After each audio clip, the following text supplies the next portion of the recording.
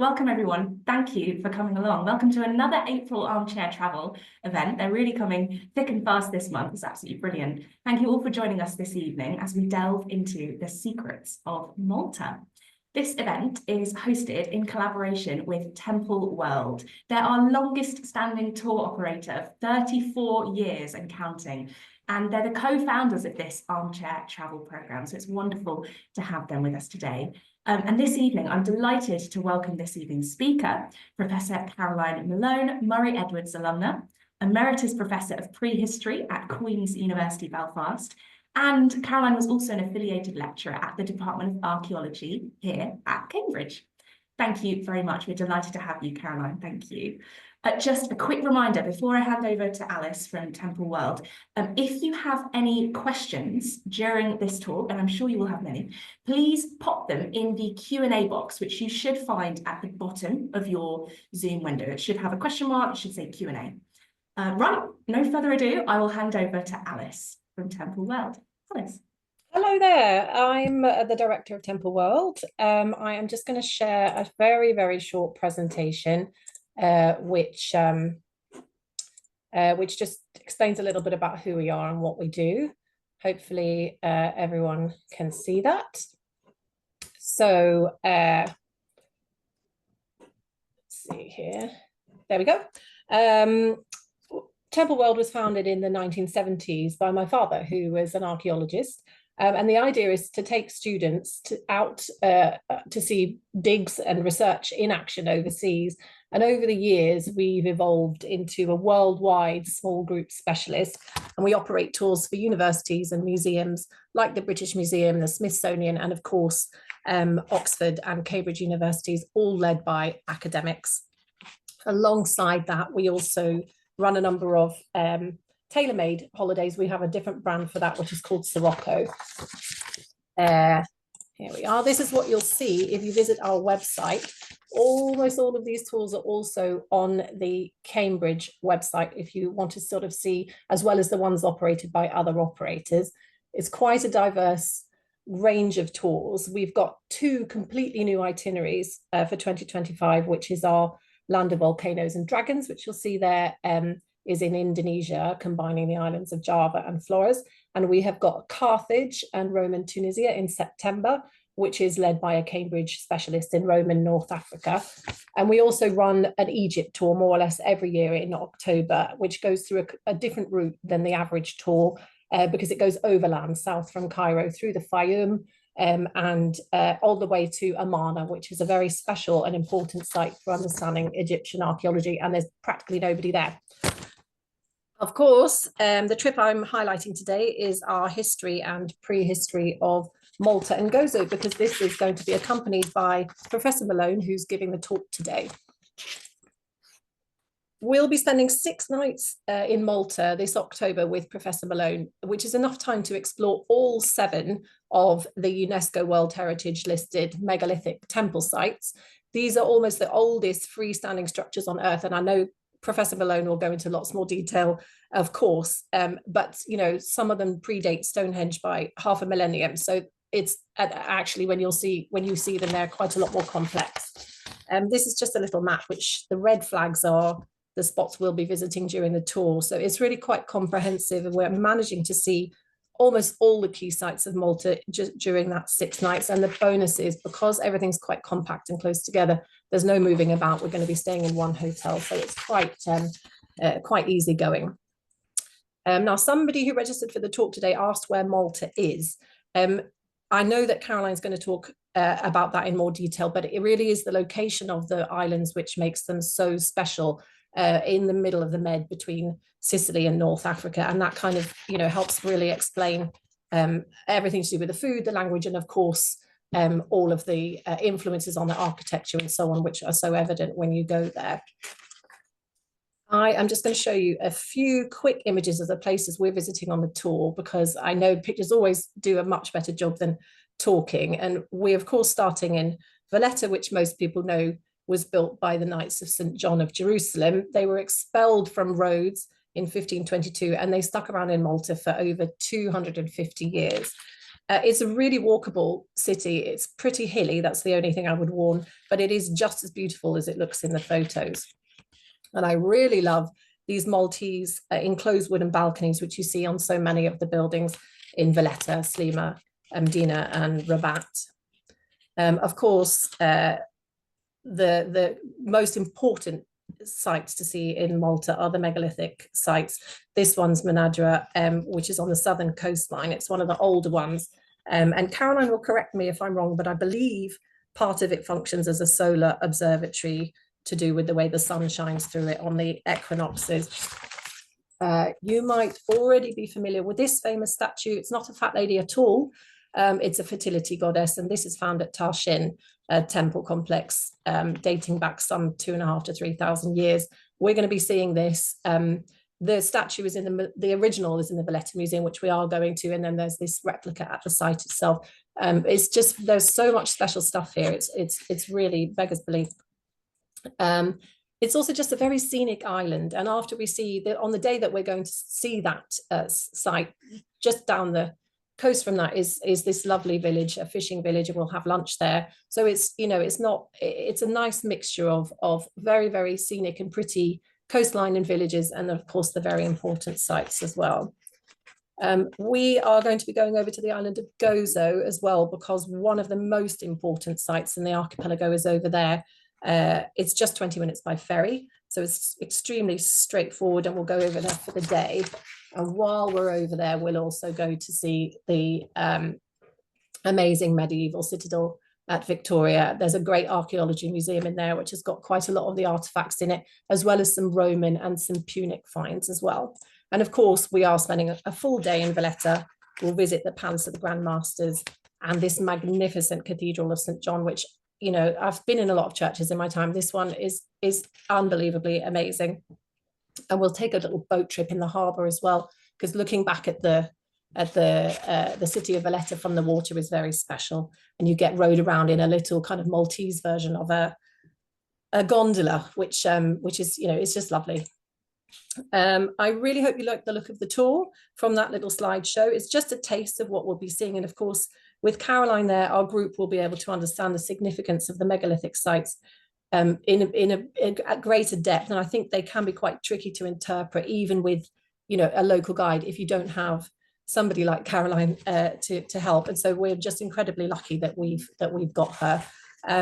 If you're feeling inspired after hearing, would like, you can find the details on our website, templeworld.com. And don't forget, don't worry if you can't remember that at the end of the trip. You can also find them on the Cambridge alumni website as well. I'll now hand over to Professor Malone.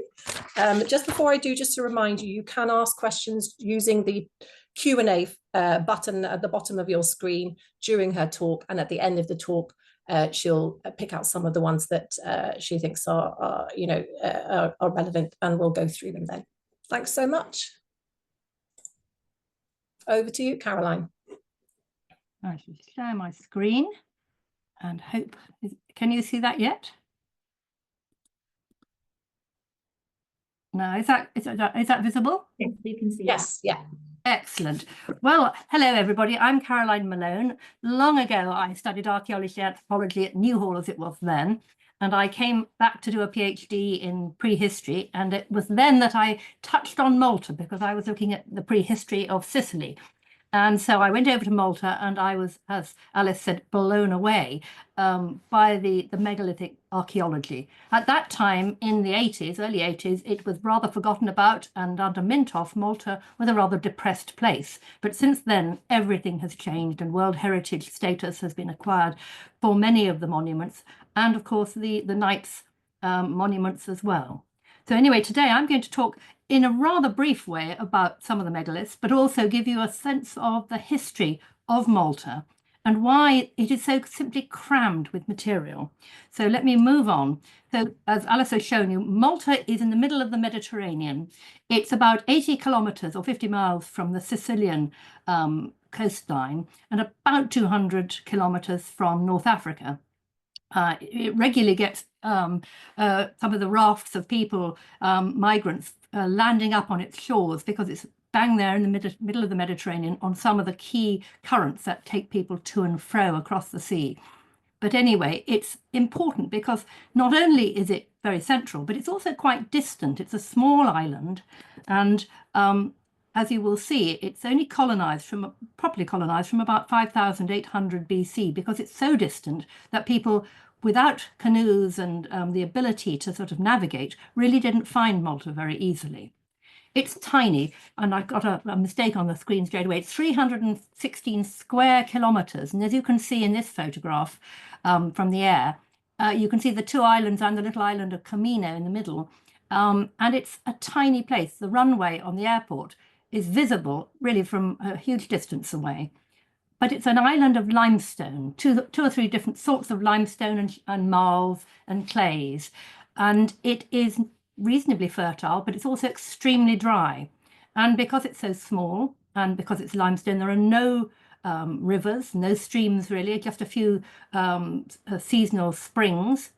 And it has a very thin soil, which has been very easily eroded and degraded.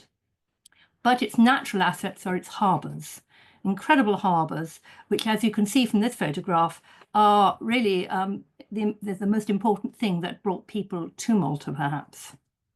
Well, I'm going to give you a little bit of an idea of the timeline. Some of the most recent and exciting evidence that has just been released in Malta is that they have found hunter-gatherer visitors in a cave in the north of Malta itself. And this is dating from about 7,500 BC. So the very first people arriving in Malta probably didn't stay for long. They probably were hunting expeditions, or perhaps they were simply, blown off course. But we have similar evidence in Cyprus for early navigation, but not settlement. The real first settlement is probably from about 5,500 or 5,800 BC, when we get the first farmers arriving from Sicily and Calabria with a culture called Adalam. And this carries on in a sort of fairly basic way for about half a millennium or so. And then our most recent evidence, derived from some recent fieldwork we've done, shows a big gap in the sequence of perhaps 800 years or even 1,000 years, when there's very little going on in Malta. So this early population seems to have failed. And then we get a new lot of people arriving around the 4,000 BC mark, and directly from Sicily, bringing with them traditions that we can see in Sicily in rock-cut tombs and pottery and their particular cultural ways. And this is the beginning of what we call the temple culture. And what is really surprising, and this orange bit in the middle of my screen hopefully transmits this to you, is that this is an unbroken sequence of a continuous cultural development for about 1,500 years. And this is an unprecedented development anywhere in Europe for a culture to sustain itself unbroken without major invasion or change or collapse. So the temple culture seems to have been very successful for quite a long while, but in its final stages in the Tarshin period, and it goes through these episodes called Zabuj, Umjar, Gigantia, and Tarshin, which are named after the key sites. By Tarshin, we've got indications that the climate was very unstable, very dry at times, and everything seems to be falling apart in terms of diet and population health and things like that. So we then see a bit of a break in the sequence. People are probably still around for 200 or 300 years, but not much is happening, and the temples themselves are pretty well abandoned. And then there's a new influx of people, a population, bringing with them cremation, metals, and very different ways of life. And we begin to see fortifications, and by the Burj in Nador phase in the Middle Bronze Age, a very, very different world indeed. So Malta is unsustainable and it's sustainable at times, depending on local conditions and climate. And one of the things I think one becomes very aware of in Malta today is just how fragile the environment has become. Originally, when people first arrived, and we know this now from our pollen work, looking at vegetation reconstruction and things, that around the 5,500 BC mark, there was a thin woodland across the islands. There was a reasonably thick, organic, humus-rich soil which could retain moisture. And as soon as people arrived and started cutting down the trees for agriculture, it ended up with massive erosion events and the landscape was very rapidly degraded, and even by the Tarshian period, we can see soil had deteriorated, and by the Bronze Age, it was into a red earth, a mineralized soil with far less fertility and no ability to retain moisture. And we see the adaptation of people over time trying to deal with catastrophic erosion. So we get terracing by the sort of Punic and Roman periods, arboreal crops like vine and olive trying to hold the landscape together, and the attempts of soil management. And when I talk about the cart ruts a little later, soil management may be one of the reasons why they were made. Anyway, let's start at the beginning of people's occupation, the Adalam cave. And I think we may be going there as part of the trip. This is where the first farmers seem to have occupied as a sort of campsite, but they actually lived across the entire landscape of the Maltese Islands, and we find their pottery, their incised pottery, in many places. But when we start with the temple people a bit later, by about 4000, 3800 BC, we see a world which is far more stable, and we have many sites from settlements like the little house at the top there, which I excavated in 1987, and you can see the sort of size of it. We've got half a house there, and one of my colleagues is lying across it to give a bit of scale. A little limestone cut house with mud brick type walls and little bits of post holes and things like that. A very modest house. But in comparison, the temples which are developed, and temple is a very difficult word, and I'll come to why we might not think they really are religious buildings, are far more complex versions of that little oval hut. We get oval-shaped rooms clustered together in sort of cloverleaf patterns, with high megalithic walls, big forecourts in the foreground for probably festivities and things, steps and thresholds and passages and hidden spaces. They're an extraordinary invention, absolutely unique to Malta. And the notion of a megalithic temple, well, we can talk about what a temple might mean, and I will explain why the word was applied. But what we have are facades and forecourts where events took place. And my diagram there of Nidra in the blue little right-hand corner shows this enormous arena in front of the three buildings that look out onto it. All the passages down those green lines look out onto this central area where there is a place to tie oxen to, probably before they were killed for feasting. And there's shelves around the front of these buildings where gifts or food or whatever might be displayed. And there's also several hidden rooms within, and lots of little, what they call altars, but maybe display tables. So there's high surrounding walls, there's many rooms, there's often little figurines hidden in there. There's tethers, there's cooking and burning taking place on a large scale within these places. Clearly food is part of the whatever is going on. And they have orientation. And the site I'm showing you here, Nidra, absolutely is orientated on the rising sun on the summer solstice. And some of the others clearly are orientated as well.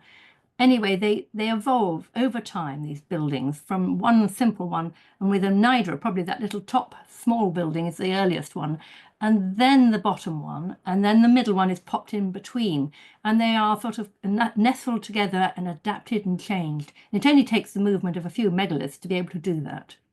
The idea probably is that these were also roofed, and that little model, which comes from Umjar in the middle there in the picture, shows roofing, probably great slabs of limestone which were laid across.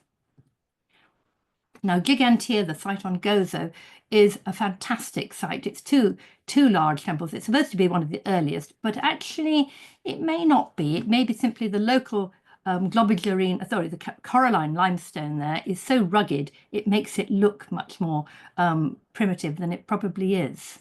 But it too is aligned on the southeast. And interestingly, it's also aligned on a fault in the rock, which leads to a major spring about 50 yards from the forecourt, down across an artificial terrace. And where my blue circle is the artificial terrace, which is built up on large megaliths above the plain below.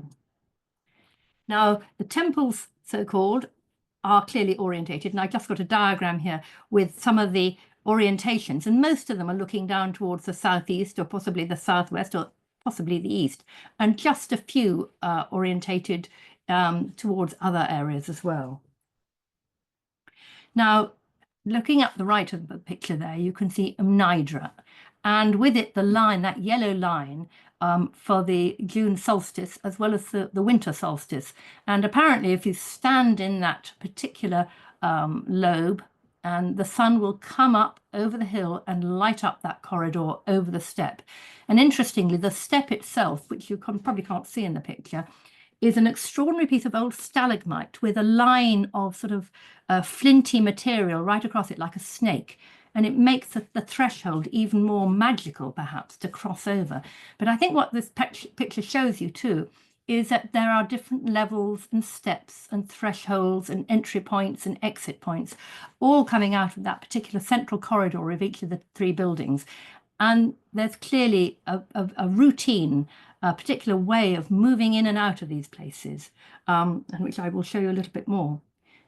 Interestingly, at Nidra, where that little yellow circle is, they found numerous funny little figurines, and I'm showing you some of them below, and they are all rather hideous, sort of extreme figurines with diseases or something problematic. Possibly these are little amulets or something like that, placed in a particular place for good luck or for healing, perhaps. We really don't know, but the assemblage obviously means something to a prehistoric community.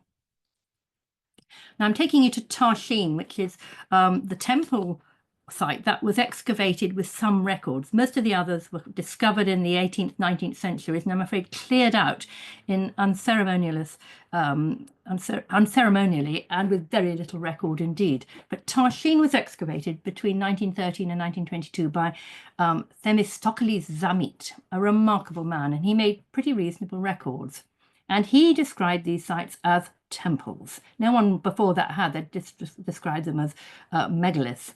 But here he is, beside one of the great stone bowls, the one that came from Tarshin, and his notes. He was meticulous in taking notes in a rather old-fashioned way, but nevertheless, it's possible to really use his records to reconstruct where stuff came from. Now, he himself was extraordinary. He was the curator of the museum latterly, but before that, he was a scientist, the scientist who worked with Major Bruce on what became brucellosis. And it should have really been called zamitosis, but Major Bruce, being British, took the name for brucellosis. But it was on the diseases in the cattle and sheep that were found on the islands. And then he became rector of the university, and he excavated Hull Saflieni in its latter stages, and Tarshin, and many other sites. And it's he who named the sites temples. So I think we have to bear in mind that this was a name given rather than understood. But nevertheless, let's look at Tarshin. It's an extraordinary amalgamation of several temples crammed together. There's 3 or 4 or 5 here if you start looking at these sort of cloverleaf shapes, and bits of buildings between. And from his records, we've been able to locate some of the objects which now are in the museum to their exact positions and where they came from. And when you start doing this, you begin to realize that there was rhyme and reason. Things were located in particular places for whatever ritual or practical reasons people had in prehistory. So there's concentrations of the symbolic artifacts, for example, on some of the thresholds and steps. And the big bowl was on the left, but the fire pit opposite was on the right. So you've got sort of left and rightism going on as well as lots of animal remains. Those great big horns, for example, in the bottom of the picture, were forced under various of the megalithic sort of shelves and things. And like so many feasting societies, think of your Scottish baronial dining room and all those antlers. It's the same sort of idea, I think, that these people were pretty keen to celebrate what was often a very scarce resource indeed, the animals that they feasted on. So here's just a few pictures of Tarshin, showing you some of the reconstructed elements. This was a very badly damaged site when Zamit found it. It had been badly ploughed, and he helped to reconstruct it in situ, which is why you have the sort of cement and concrete and walls behind. A lot of it, obviously rather speculative, but by and large as accurate as you're going to get. And what you see are these wonderful curly spiral patterns on what appear to be altars or offering tables or various things like that, where objects had been displayed and where many of the bones and pottery were found when Zamit actually excavated them. And in some instances, we've got concentrations of animals or plants, as I've shown in the bottom of the picture there, where presumably certain types of feasting or ritual took place. And here's our great big fat person. Now, our goddess, well, we've contested the idea of even a mother goddess or a fertility goddess. We simply don't know, because there's figurines of all descriptions, which I will show you shortly. They're representative of something, perhaps their ancestors, perhaps their fertility for the soil or for themselves, who knows? But they're accompanied by these very sophisticated elements and structures and buildings. Stonehenge really has nothing on this. And each of the rooms, as one can see from my right-hand slide there, was demarcated and often barred off with bars that were put through, perhaps curtain rails, hiding one place from another. So one didn't manage to look through and see everything going on in these strange buildings, but there were secret places and hidden places. Well, I'm going to move now on to the burial side of it, because we've looked at temples supposedly for the living. Here are the equivalent buildings for the dead. And on the left is the famous Hal Saflieni Hypogeum, which Zamit helped to rescue from builders who'd emptied it out in about 1901. And we know very little about the population who was buried there. There's just a few skulls left nowadays. But there were wonderful artifacts, including the little sleeping lady on her bed on the left there. On the right is a site that I was party to excavating with David Trump and Simon Stoddart. And this is our reconstruction of it, a series of natural caves which were used to bury the dead and ornamented and demarcated with lots of brought-in megalithic stones. And you can visit this site today. It's very close to the Gigantea on Gozo.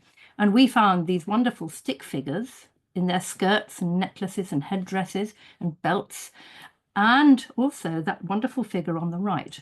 And here's another close-up to show you that it's another bed figure, but this time it's two people, and one of them is cradling a little baby on the lap and the other's cradling a little cup.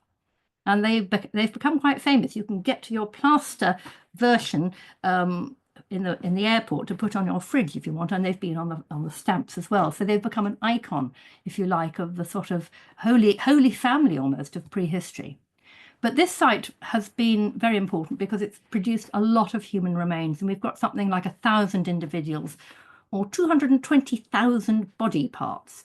I'm showing you there a picture of a fairly intact person, but mostly there were a lot of very stirred up human remains, moved around and tidied up and crammed into all the little niches that you can see in the picture below. And this is our excavation going on in these caves, and you can see the rough cave beyond, but also the megaliths that have been brought in to create a sort of organized and civilized space within it. And indeed, there's a large stone bell bang in the middle of that photograph. You can just about make it out, I hope. Well, figurines are clearly extremely important to the Neolithic Maltese, and here's just a range of some of the figures. On the top left and next to it to its right are two early ones, Skorba, which is the earlier Neolithic, and Zabuj, which is right at the beginning of the temple period when we have grave markers, and this is a grave marker from the site of Zabuj. But the rest of the pictures in this image are all from the temple period, and they vary from perhaps 15, 18 inches high, down to a tiny little figure, that bone one second on the bottom right, which is the tiny bone of a sheep's toe with a little face carved on it and painted. So huge range in size and scale. Some are beads, some are clay, some are stone, one or two are alabaster, and they show sophisticated faces and particularly hairdos. Hair was obviously extremely important to these prehistoric people. But perhaps more important on the right are those large fat figures, seated and usually with their right hand forward and their left hand back. And they are showing that they had movable heads. They've got string holes. So these were puppets. And the middle picture at the top there shows you one of the heads placed there to just give you an idea. So these were dynamic figures placed probably to dish out sort of I don't know, spells or something like that. We really don't know, but they were found largely bundled together at the site of Hajarim under the steps. And they were only found in the 1940s, mostly, one or two different ones from other sites. But these were dynamic figures, all intended for some sort of ritual behavior. Well, I'm going to leave the temple people because they survived for a very long time, as I said, 1,500 years, in a landscape that was probably beginning to become rather dry, rather more difficult. Our studies on the bones show the diet was getting less good. There was far less animal protein in it. There was far more cereal. They were using barley, for example, which is a crop which is better in drought conditions, and the soils are beginning to deteriorate. And people are much more full of disease and problems like that. And eventually, the temples simply are abandoned. And we have 200 or 300 years when there's an intermittent sort of use, but certainly no building going on, and the environment is changing. And then by about 2200 BC through to about 800 BC, we have the Bronze Age. And this is an age that's very different. It's the end of the isolation of those islands, which are in the Neolithic, really rather remote. People didn't go to and fro very regularly, even though they got exotic goods. And instead, we have an era of ships and trade beginning. So metals come in, cremation burial rites, and people are beginning to store up food in an enormous way in great silos by the Middle Bronze Age, because clearly times are pretty unstable in the Mediterranean. There are pirates, there's the rise and fall of the sea peoples and the Mycenaeans, all this sort of thing going on. And Malta, although it's peripheral, is still within the sort of streams of change that are happening across the Mediterranean. So we see fortifications. And the black and white scan there of Burj Nadur, shows this Bronze Age fortress with its double walls, which we've been able to distinguish from all the prickly pear and things that's growing around it. And you can see that photograph on the left that's revealing some of these massive walls as well, and some of the pottery that comes from it. And in the top of the picture, some of the little Bronze Age curious figurines that turn up. These are much more like Mycenaean examples and far more sort of Greek and Balkan influence, presumably coming to the islands at this stage. But what we see across Malta during this period, and again, the pollen diagrams are beginning to show this, that there's huge soil erosion, enormous tree loss, and the beginning of new arboreal crops like olive and vine, and with it, climatic instability. And it's a very difficult time, probably, to sustain a large population on Malta, and people retreat to the promontories and the uplands with these fortifications. Well, alongside all of this, and nobody's managed to really date the cart ruts, but across Malta, there are these strange parallel lines. And I think here these photographs give you a rather horrendous idea of just how eroded much of the Maltese landscape has become.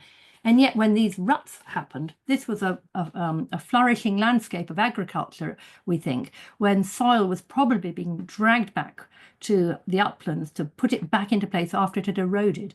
And so, although we don't fully understand what these ruts are, they may have been sledges, they may have been wheels, when nobody really knows, it's quite clear that they represent activity of some sort. Some people have even suggested they're for agriculture, but I don't think that's really the case. Anyway, by the time we get just after the beginning of the first millennium BC, the Phoenicians are busy across the Mediterranean. They are moving from the Levant, and they've already colonized Cadiz and Carthage and places like that. And Malta, of course, is on the way. It's a place where you can get water and moor your boats in those wonderful harbors. And so Malta becomes Phoenician. And indeed, the names Melita and Odesh, or Gozo, are the origins of our names of Malta and Gozo.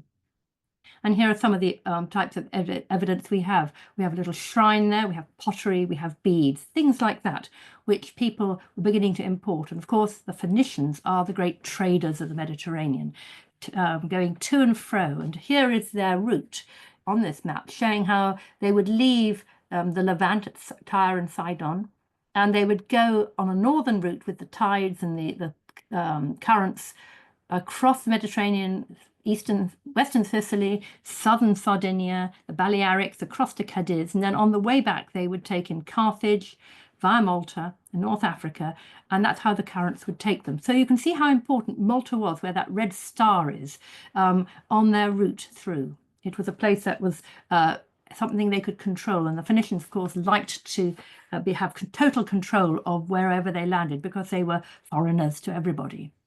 But what they're doing is trading in ivory and cloth and glass, ceramics, perfumes, all sorts of luxuries and craft items. And they're seeking the raw materials in return for these. Oops. Oh, I'm just showing some various circles there. I forgot I had these rather dynamic. So these are the places they're stopping on the way. Well, Malta actually has a Phoenician building. Look at it, or Punic building, and it's dating from 6th, 7th century BC. It's built into a priest's house, actually, in Zurich. But you can just about see the sort of architrave and things which are very much of the style you'd find in Egypt. And there are burials, there's pottery, and Umdina, the great hill town in the middle of the island, is a place that they particularly used. Now, I'm going to move on quickly because I'm taking rather a long time. But anyway, the Punic Phoenician world dominated Malta, and the site of Tasilch, which is very close to Ardalam at Marthaschlock, is an extraordinary site that's been excavated mostly by the Italians, but also by the Maltese for the last 40 or 50 years. And it produced not only a great Phoenician Punic temple, but also a prehistoric temple underneath. And you can just about see that in the diagram on the right, which the Italians have found. A temple which still had many of the bits and pieces in situ. So Tasilch is an extremely important site, and it just gives a flavour of the scale of this sort of world. Well, Malta soon became Roman after the Second Punic War. It was part of the reparations demanded of Carthage, because, of course, it was under Carthage control. So Malta then becomes, as most of North Africa did, an island absolutely given over to olive oil production. And we see lots and lots of farms beginning to be set up, and with them olive presses. And I'm just showing you some of the olive presses, one in situ at San Milki, which is an important site that goes right through to Byzantine times. At the same time, there was lots of maritime activity, and we've got shipwrecks. And here in the Gozo Museum is a very nice display of some of the amphorae which came from Spain, Greece, North Africa, Italy, everywhere. And this is very much part of the sort of Punic type of trading that went on in the sort of early Roman period.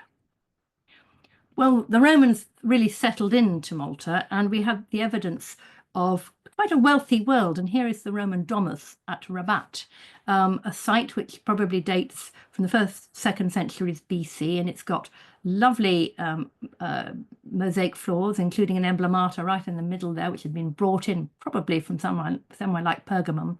You can see the details of it in the bottom there. There's glass, there's fine artifacts, there's pottery, and this was a very fine house with a peristyle and all sorts of additions and rooms.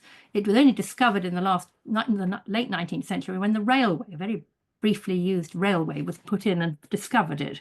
But it's been very well protected, and it gives a very nice idea of the Roman world here.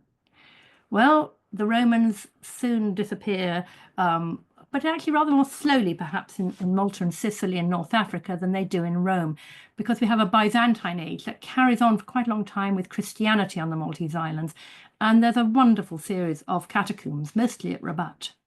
And they give a very interesting sense of a Christian world where, with very little record left, I'm afraid, other than these monuments, and the church at San Paul, which you can see there. The Arabs then come in, and they're there from about the mid-9th century, I suppose, 860, 870, they're arriving. And they're part of a much larger Arabic world from North Africa. There's very little archaeology to be found, I'm afraid, from this, but we do have this wonderful gravestone, which is in the Gozo Museum of Maymuna's grave. And this is some of the quotation from it. She was only a little girl of 11, but it's a very sad thing, but it's so beautiful, and it's well worth looking at when we get to the museum there. Now, medieval Malta has its moment. Malta became Christian again under the Normans, who, of course, were in Sicily, and they rescued the island from the Arabs in about 1090. And then it is a Sicilian stronghold, really, with fortifications at Fort St. Angelo in the three cities, for example, and a settlement under Mdina, which you can see on the horizon there. Malta at that time was then sort of under the eye of the French, who wanted to take it, but the Aragonese then controlled it, and it had a local government from about 1428. And being in the centre of the Mediterranean, rather close to North Africa, it was under constant attack from the corsairs of North Africa. And on many occasions, people were taken into slavery, and there were battles and burnings and all the rest of it. But we have the records within the church history anyway, that there were a couple of major parishes at Mdina there in the picture, and Burgu in Vittoriosa, which is in the bottom right there. And these basically controlled the rest of the Maltese islands. Well, Mdina is really a medieval Arabic and Roman town, but it's been fortified then latterly by the knights, as you can see, with these marvellous star-shaped forts around it. But it sits in a very commanding position above the landscape, right in the middle of Malta. And its fortifications today, as you can see in the top right there, are really very impressive. It was a big stronghold. It has a cathedral, it has lovely little winding streets, and underneath it there's quite a lot of archaeology that's been discovered. Now I'm hoping I'm not going to be overrunning too much, but I'm going to move into the Knights period and show you some images to give you a sense of how Malta changed under the Knights. Now, of course, as Alice said, the Knights were kicked off Rhodes, and they were looking around for a home, and the Emperor Charles V gifted Malta to the Order of the Knights. He, of course, had Malta because Malta, under the Sicilians, finally ended up under the Habsburgs. It's part of that complicated history, like the Kingdom of the Two Sicilies. And so Malta was given to the Knights, and they started to settle in the three cities. And in my map there, that is on the three little prongs on the bottom of the picture, or bottom of the map there, not on the central bit, which is Valletta, which was very rocky at the time. And my photograph there is showing you the three cities as they are today, heavily fortified as they then became. Now, the Turks began to create huge problems, of course, for the Knights. But I'm just showing you here some more details about the three cities, because it's often forgotten how fascinating this area actually is. Heavily fortified, you can see the red lines of fortifications around Cospicua, and Sanglier and Vittoriosa. These are the three cities. And this is where the Knights themselves began to build their first auberge. And this is some of the entrance ways into the towns. And the map below shows you some of the properties which were under the Knights' occupation in these places. And Sanglier clearly is a planned town, whereas Vittoriosa is a little medieval town, rather different. And the Inquisitor's Palace there on the right is a subject I'm going to come back to in a moment. Anyway, let's talk a little bit about the Knights of St. John of Jerusalem. Their system of organisation developed over centuries, particularly in Rhodes, I think.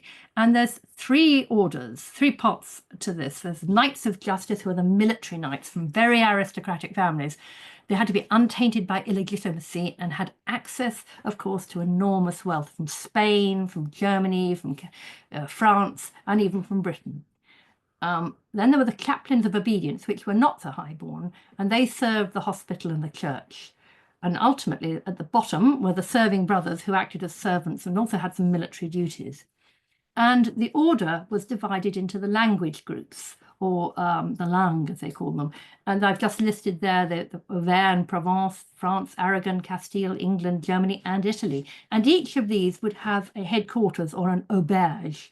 And I'm showing you some pictures here of the auberge as they were built in the original three cities. Quite modest buildings with dormitories and cooking facilities and things like that within these small fortified places. And then, of course, then the problem came when the Great Siege took place. The Knights had arrived in 1530, and here they are 35 years later with Suleiman the Magnificent sending an enormous 30,000 men in 180 ships to take the Maltese islands, because he's decided he's going to have his final way with the Knights. And here are some of the pictures that you can go and see in the Queen's House in Greenwich, which are our rather graphic versions of how the siege took place, and how these Turks tried hard to do it. And it took 4 months of siege, and the knights were terribly damaged and huge casualties, but they were finally relieved by the Sicilian fleet, which drove the Turks away. But many Turks were taken into slavery, and it is they ultimately who built all the great fortifications that we see around Malta today.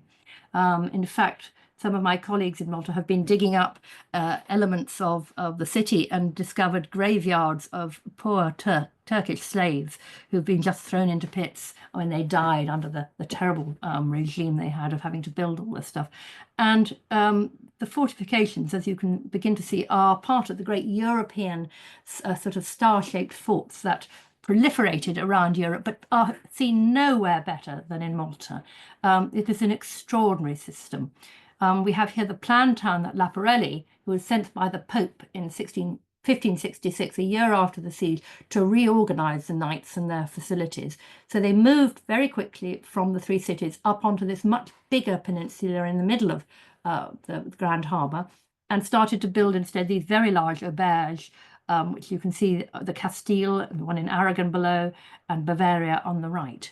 And there were harbour installations, there were hospitals, there were all sorts of facilities created. And these are very much intact today, slightly adapted and still in use. And here's just some of the pictures that you can see around Malta, Valletta today. The Palace of the Grand Masters, where we will undoubtedly visit, has a wonderful collection of armour and treasures and all sorts of things. And it's still very grand. And it's also where the Parliament meets today, or at least the President happens to have his residence. And the gridiron pattern of streets lends itself to long vistas. You can see the sea beyond on the straight streets that you have there. And on the corners, there's little shrines. There's wonderful drafts of cold wind coming through on a hot day sometimes. And today, Valletta is very much a city that people really celebrate. But it used to be incredibly down at heel when we first went there about 30 years ago. Now it has really revived. And of course, the great co-cathedral. This was built to celebrate the knights and all their land, or the languages. So each lang had a chapel. And of course, it's Aragon and Castile, with all the gold that they brought back from the New World and pillaged from the Maya and the Aztecs and the rest of it, that embellished much of this great building. It is the most extravagant, glittering, extraordinary place. And on the floor, on the left bottom picture, you can see all the gravestones, wonderfully done in pietradura inlays of all the great knights of the early times. But some of the great treasures of this place, of course, are the Caravaggios. And Caravaggio escaped to Malta from Sicily, where he'd already become a pretty unpleasant person, I think. And the knights made him a knight of their own. He became a knight, and there's a picture showing him being dressed as a knight. And in return, he painted the two great pictures that you see there, the beheading of John the Baptist and St. Jerome, I think it is.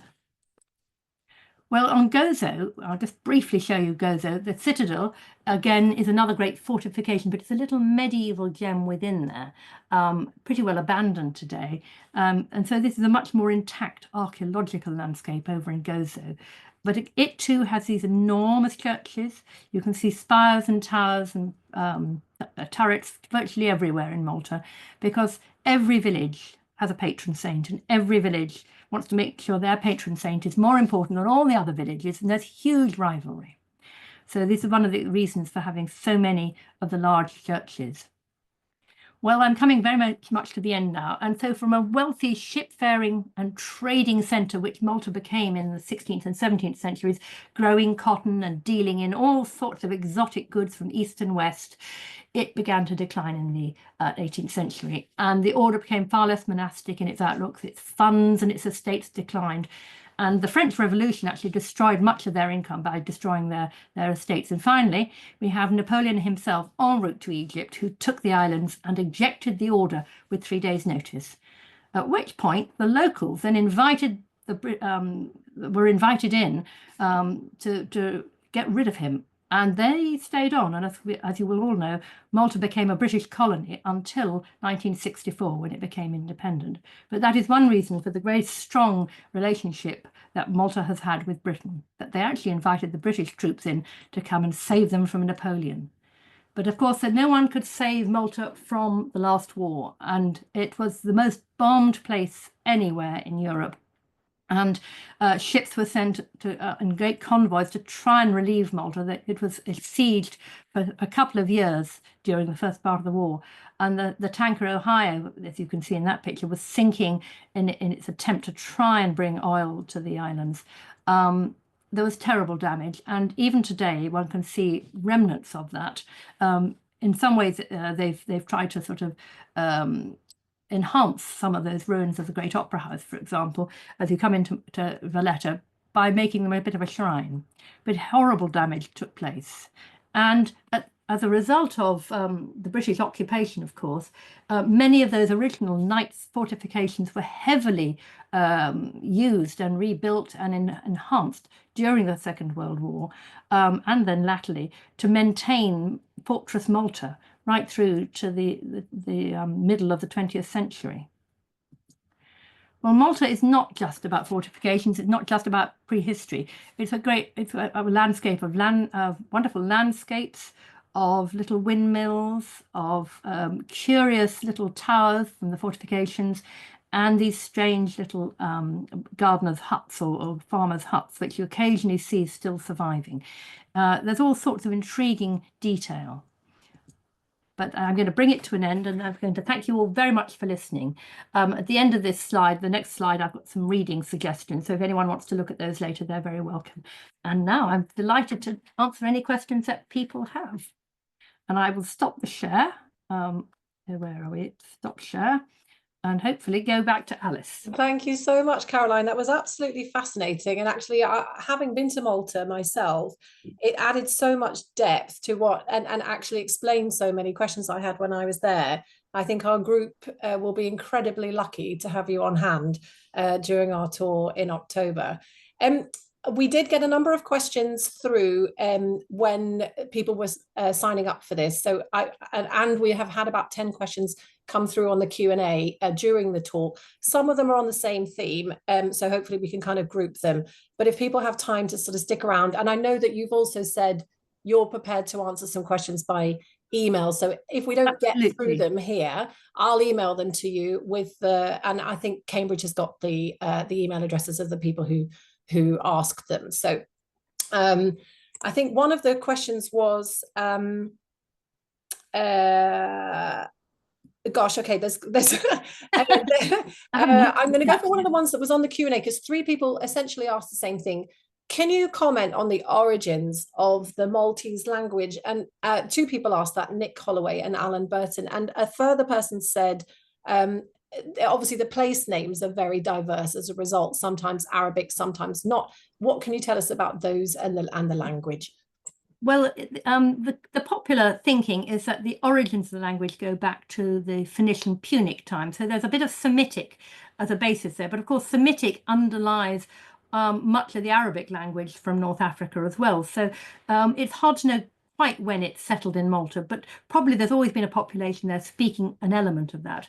Then you've had, of course, a bit of Latin brought in with the Roman period, and again, then Arabic. And so many of the place names were sealed in Arabic form, so Ad, for example, or Ain, which means water in Arabic, all sorts of names like that. And a lot of the surnames, but again, there's been migration of people to and fro.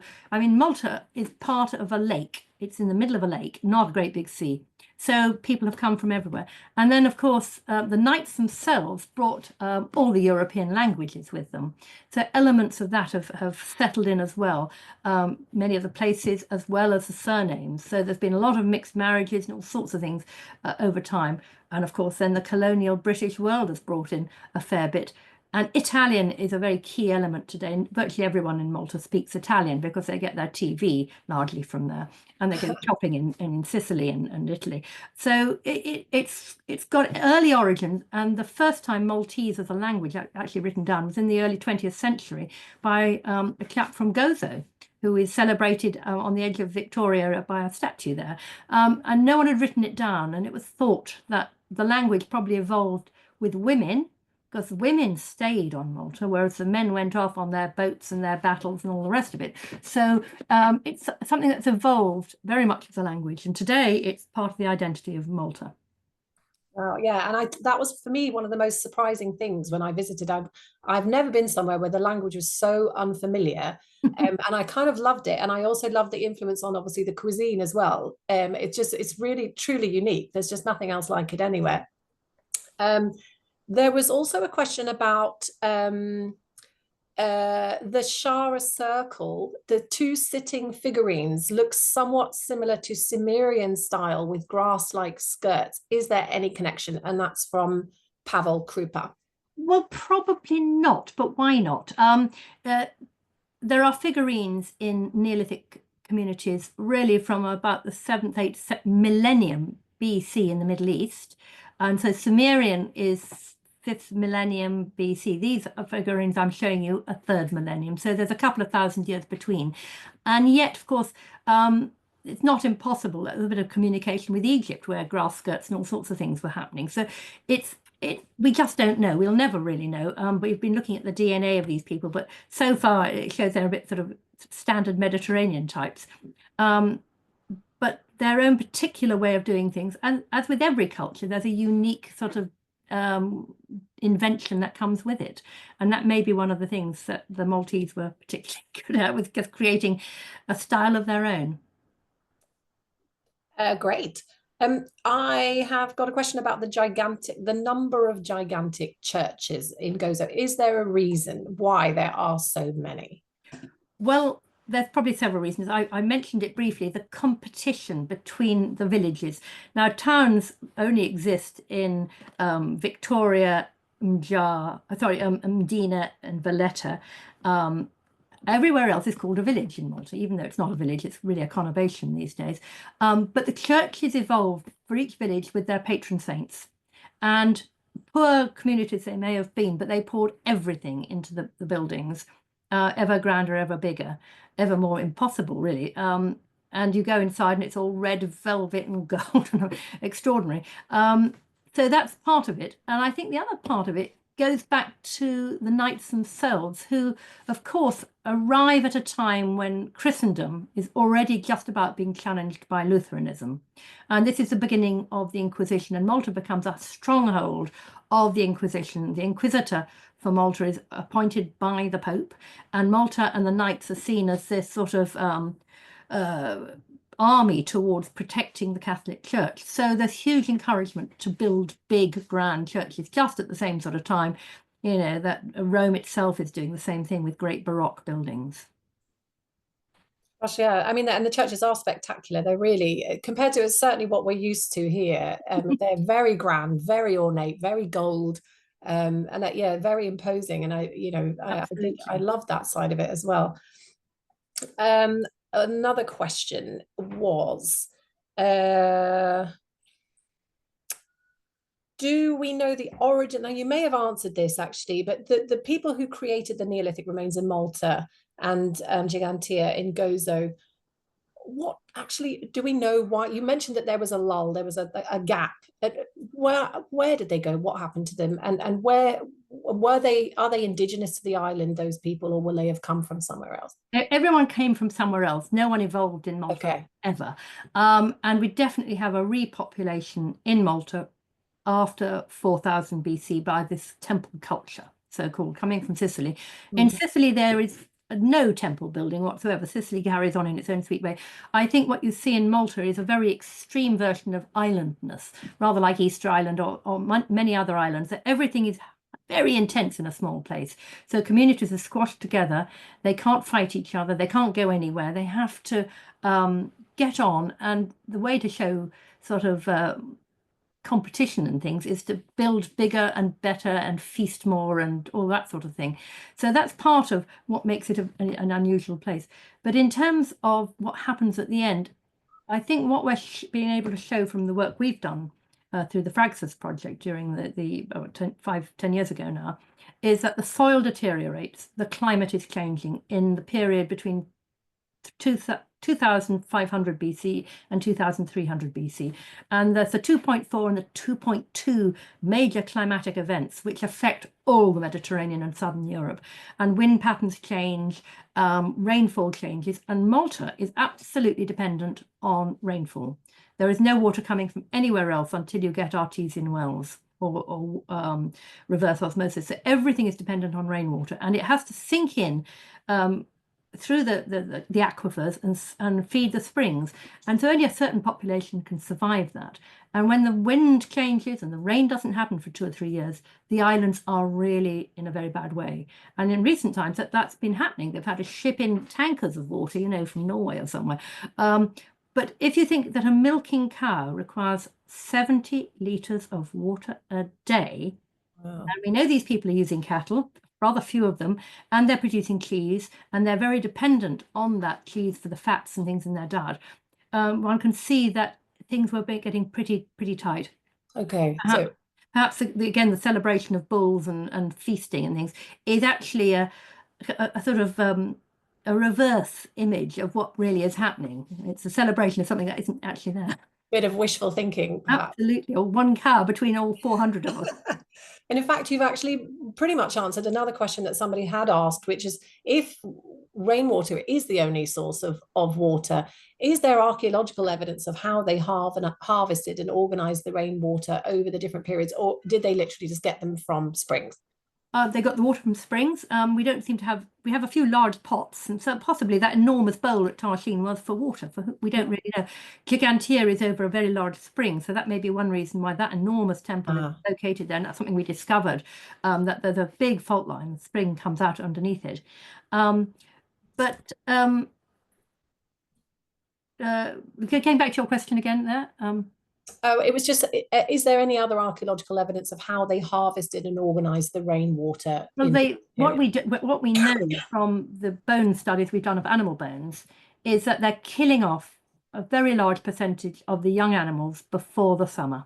Okay. As the fodder begins to fail, they are killing them off long before they reach their meat optimum weight. And all the male animals are being finished off pretty well, and they're just keeping on a few females for the next season. So everything is absolutely dependent on a system of about 12 sheep, 1 cow and 1 pig per little community. Tiny, really. That's something that you find right through to the 19th century. And so the animal culling, the Easter lambs, for example, is just before everything gets too dry to feed them, and you can't keep the fodder. Wow, so it's pretty precarious at times. Very precarious, and it only takes a slight wobble in the rainfall, and things become really precarious. Okay, oh, that makes sense. Probably only got time for another couple of questions, but there are some really good ones in here, and one of them is one I wondered as well, because we go and visit these cart ruts during our trip, and I couldn't really find much explanation as to what these were. Is there anything that we know? What can you say about them? Well, they always going up and down hills, so they seem to be taking routes that are going from below to up. Okay. So I think our feeling is it's actually about moving earth. Okay. Possibly sort of maintaining terraces and things, and people kept doing it on the same areas for some reason. There have been studies, no one's really got close to it. Somebody thought they might be for agricultural sort of deep, gullies and things, but that doesn't seem to fit either. And they're certainly not for taking water to anywhere. So being limestone, everything's like sponge, it just disappears. We really don't know, but they do seem to be from the final period of the temples, because some of them are underneath temples, and then most of them probably a Bronze Age, I think. Okay, interesting. And I think it's just a fascinating phenomenon when you just sort of see them there, and your mind starts, going crazy thinking about all the reasons that they might be there. But they're not men from Mars building, they're only Van Doniken. Okay, so a couple more last ones, I think. Somebody asked, if there were so few trees, what did the people use for cooking and creating fires and things? Well, dung probably, and driftwood. And scrub. And the extraordinary thing is the pottery that they're firing is incredibly well fired, and there's an awful lot of pottery, so they must have got hold of enough material, probably straw and things as well. We just don't know, but the types of bushes and things that grow are slow growing hardwoody things, and they probably did burn at high temperatures. You didn't need so much of it. Oh, that makes sense.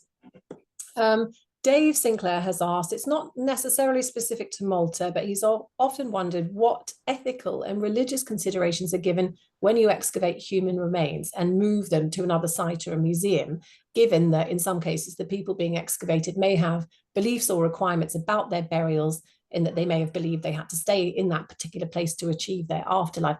Is this an issue? How much is this an issue in archaeology? Well, it's always an issue, and it's very much an issue when you've got a research assistant from Australia, as we had, for example, where, of course, Aboriginal ideas and worries are very key. So we've been very sensitive to that. And I think anyone dealing with osteology and biological anthropology is fully aware that there are many, many audiences and many sensitivities. But in Malta, because these were the first major population that was ever excavated from prehistory, and they were in this horrendous sort of deep hole in lots of little bits, it wasn't so obvious as lots of skeletons laid out in rows. I'm afraid those poor old Turkish slaves didn't get such a good dealing, but even so, there's a very good anthropologist working on Malta today, and she's got an enormous store of stuff. And I think she's teaching our Maltese colleagues how to deal with them absolutely properly. Builders, of course, don't want to know about a body. They'd rather get their bulldozer through it. So you're dealing at one hand with, should we look at the teeth and can we cut it in half to get some DNA, with a JCB and a great forklift thing taking away entire landscapes. So it's a bit of a balancing act, but the sensitivities are always there, and one has to pay proper respect to that, but at the same time say we can learn so much about ourselves and our landscape and our future from that past. So that's the value from it. Well, fascinating. And I'm sure it's, if you're trying to build something in Malta, it's your worst nightmare if you dig up something that looks like it could be historic. But it's the right thing. Obviously, I'm so glad that there are people who are trying to preserve as much as possible and investigate what's under there, because there must be more to find. Every field has got something in it, and I'm afraid not every field is getting looked at. Right, goodness. Well, look, there are more questions, but I think we probably have to wrap it up. And I know that you have very kindly offered to answer questions by email and things, so I will send the remaining ones. Very sorry to those that we haven't got to today. I just want to say thank you so much. And if anyone has been really inspired by this and would like to join Caroline on our tour, we are going in October. It's 6 nights, and you can find details of the tour on the Cambridge Alumni website, and you can find it on our templeworld.com website as well. We do still have some places on the tour. Over to you, Elsie, to close it up. Oh, thank you. Thank you both so much. I've just enjoyed this thoroughly. I hope the attendees have done. I'm sure they have done. Thank you for your passion and your knowledge, both of you. So thanks very much, everyone. Have a lovely evening. Bye-bye. Bye-bye. Thank you for listening. Thanks. Bye-bye. Yes, the recording will be sent round. Sorry, I just saw a question. Yes, the recording will be sent round. Thanks, everyone. Bye. Bye-bye.